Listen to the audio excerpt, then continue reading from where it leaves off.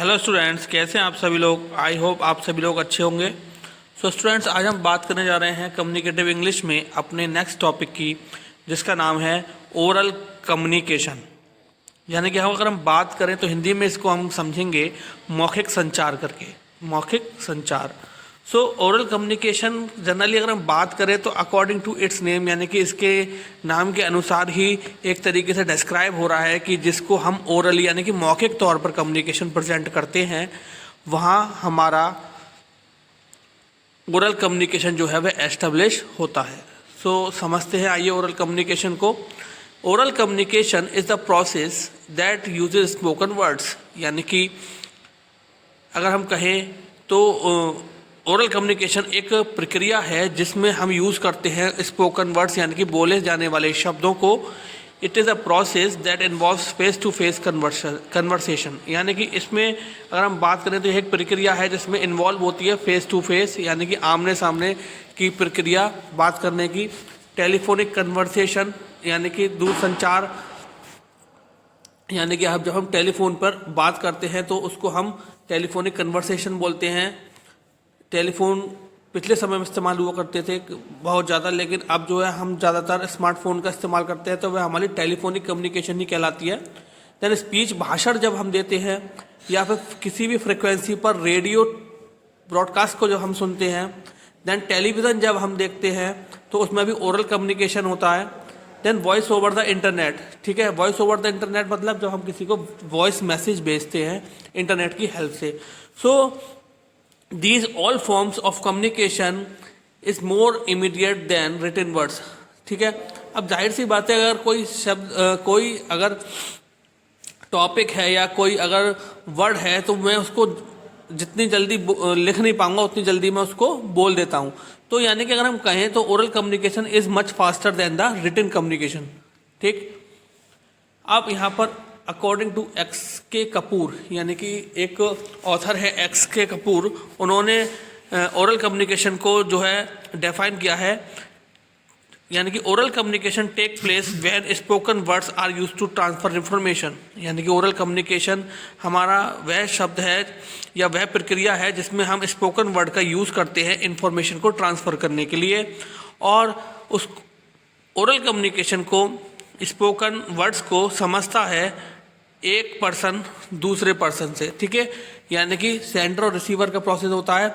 सब sender message को, oral communication को भेजता है तो ऑडियंस उसका रिप्लाई देती है, यानी कि वह भी स्पोकन वर्ड्स में उसका रिप्लाई देती है, तो वहाँ पर हमारा कम्युनिकेशन एस्टेब्लिश हो जाता है। Hence we can say that oral communication involves transmission of message from one party to another through spoken word, यानी कि अगर हम साधारण शब्दों में समझें तो ओरल कम्युनिकेशन जनरली इन्वॉल्व्स, उसके अंदर सम्मिलित रहते हैं मैसेजेस, ठीक है। अब वो मैसेजेस की बात करें तो वह हमारे ऑडियो मैसेज, वीडियो मैसेज जिसमें हम ओरल कम्युनिकेशन का इस्तेमाल कर रहे हैं इन्वॉल्व रहते हैं, जिसको एक पर्सन से अनदर पर्सन तक आसानी से किया जा सकता है।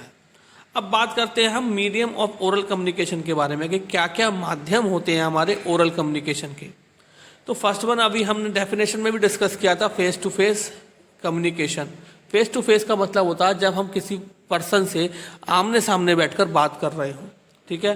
तो it means when the ideas, thoughts, emotion, view point is exchange face to face, the participant are at the same place physically.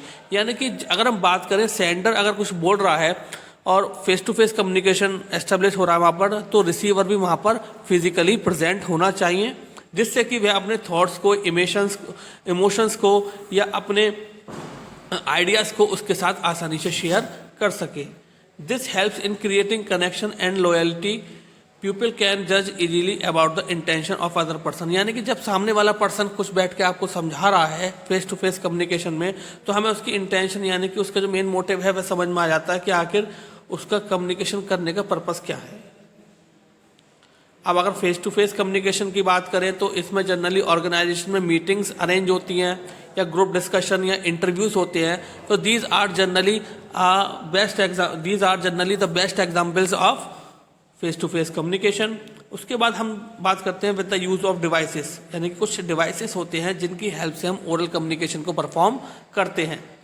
तो अगर हम बात करें तो there are some devices which are use in oral communication, जैसे कि dictating machine इंटरकॉम्स, यानी कि कुछ मशीन्स होती हैं जो अगर हम बात करें तो अदर कंट्रीज़ की लैंग्वेज को डिक्टेट करके हमें बताती हैं, या फिर हमारे कुछ इंग्लिश वर्ड्स होते हैं, ठीक है, उनको डिक्टेट करके वह हमें बताती है। Then telephone and cellular phones, अगर हम बात करें तो टेलीफोन्स एक कम्युनिकेटिंग डिवाइस होता है, आप सभी लोग अच्छे से जानते होंगे। उसके बाद सेलुलर फोन्स यानी कि हमारे smartphones. Then computer using voice mail and video conferencing, computer में आप जनरली देखते होंगे कि वीडियो कॉन्फ्रेंस बहुत आसानी से होती है, और वॉइस मेल भी हम अपनी किसी ऑर्गेनाइजेशन से रिलेटेड बिजनेस पर्पज से किसी भी पर्सन को आसानी से भेज सकते हैं with the help of computer devices. Okay, तो this is the concept of oral communication. अब यहाँ पर जैसे कि ओरल कम्युनिकेशन की बात की गई है, तो ओरल कम्युनिकेशन जो है वह हमारे कॉर्पोरेट सेक्टर में काम आता है, इंट्रापर्सनल सेक्टर में, इंटरपर्सनल सेक्टर में, और स्मॉल ग्रुप बिजनेसेस जो होते हैं उसमें भी हमारा ओरल कम्युनिकेशन बहुत ज़्यादा इंपॉर्टेंट रोल प्ले करता है। पब्लिक में आप देखते होंगे ओरल कम्युनिकेशन, आप मार्केट में निकल जाते हैं तो कितने लोग आपके साथ ओरल कम्युनिकेशन करते हैं। मास कम्युनिकेशन क्या होता है, जहाँ पर एक हम बिग ऑडियंस को, जैसे कि टीवी और रेडियो होता है, एक बिग ऑडियंस पर कंसंट्रेट करते हैं।